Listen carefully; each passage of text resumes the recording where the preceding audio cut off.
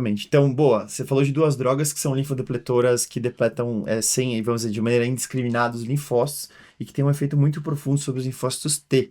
Talvez seja a grande diferença delas e não é à toa que a Fludara, ainda que usada para doenças de célula B ali, LLC, por exemplo, é usada como um imunossupressor do transplante absolutamente clássico Sim. para não ter... Faz parte dos Condicionamento. condicionamentos Pra não ter falha. linfodepletores, Exatamente. inclusive do CAR-T, né? A No CAR-T linfodepleção do também, CAR-T. para não ter falha de enxertia, para realmente... A ideia de falha de enxertia realmente é depletar essa população de linfócitos, incluindo linfócito T.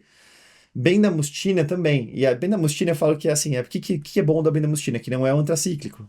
Então, para os idosos, para pacientes que têm problemas com cardiotoxicidade, zero problema com a bendamustina. Pouco efeito colateral, não é uma droga tóxica difícil de dar. Só que qual é o grande problema? Detona o sistema imunológico. E é a curto e longo prazo, né? Exato. Então, essas duas drogas, o grande problema delas, elas deixaram um efeito legado no seu paciente. Então, ele vai ficar com uma alteração imunológica que pode ser persistente. Alguns pacientes, aí depende da literatura, mas talvez 20, 30%, podem ter até 2 anos, 2, 3 anos de CD4 mais baixo. Você espera 6, 8 meses, mas pode ser um tempo mais longo, que vai de pessoa para pessoa. O paciente pode ser politratado anteriormente, ou mesmo uma sensibilidade individual à droga. Então, isso não dá para saber.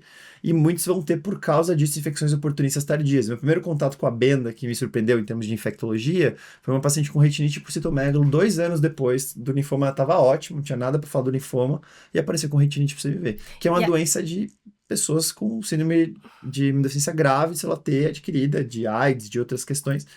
Nada disso. E eu abro um CD4 parênteses dela. aqui. Quando o paciente hematológico tem uma infecção, porque muita gente entende, eu tratei a minha doença e tá tudo bem, não é culpa minha. Não, a culpa ainda é sua, tá? Então, assim... É um efeito do tratamento. É um doença. efeito Por isso do que a gente tem tratamento. que dar alta pros Por isso pacientes que a gente tem que dar, hematológicos. assim, se o seu paciente tem uma infecção, uma complicação infecciosa grave, e ela tá relacionada ao tratamento mesmo que 2 anos depois, ainda é nossa responsabilidade. Perfeito. E o CD4 dela estava super baixo, tá 40.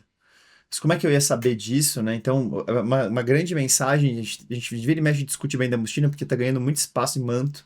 Acho que, inclusive, não é nem Uma nova aprovação do tão manto. novos, nem só novos estudos, mas as pessoas têm usado mais, na literatura mostra que as pessoas usam mais. Então, a gente tem que lembrar de acompanhar esse paciente e, inclusive, checar o CD4 dele, talvez.